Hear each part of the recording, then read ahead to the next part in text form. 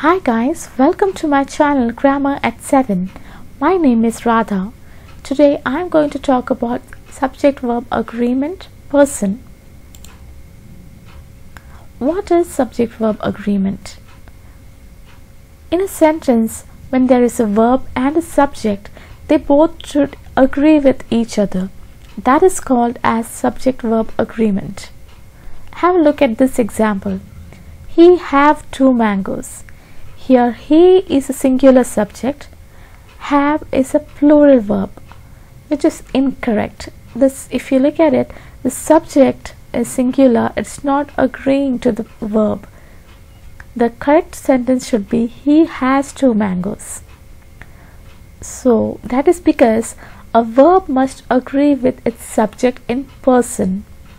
The verb has 3 persons: first person, second person and third person. First person would be I like, we like. Second person would be you like. Third person would be he likes, she likes, it likes, and any other singular, any other third person. So the way you remember this is, first person is I and we. Second person is whom you are talking to, you. Third person is about whom you are talking, he, she, it, or any other person. In most cases, the verb agrees with the noun which is closest instead of the subject. This is often called the error of proximity. This is one of the errors that everyone makes. Have a look at this. The word highlighted in blue is subject and the one in orange is noun, and italic is verb. So don't get confused here, just it is color coded and font coded as well. The quality of the mangoes are very good.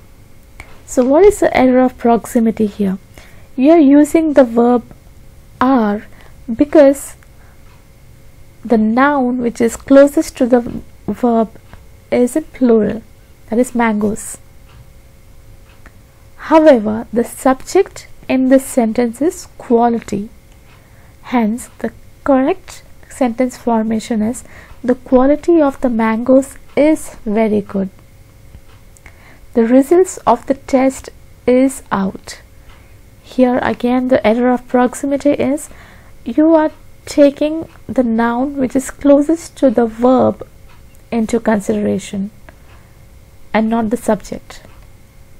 The correct sentence is the results of this test are out.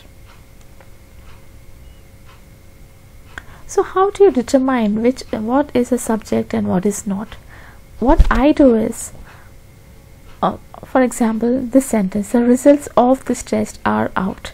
So which part of the sentence can you remove without changing the meaning of it? If you just remove off this test, what remains is the results are out. What if you remove the results of this test are out? That doesn't make any sense. So remove the part of a sentence and see which other part actually makes sense.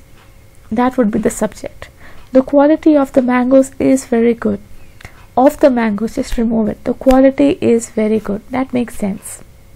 So that's how I figure out what is a subject in the sentence. So that's it for now guys. Please subscribe to my channel for more such videos. Give a thumbs up if you like the video and don't forget to share it with your family and friends. Bye.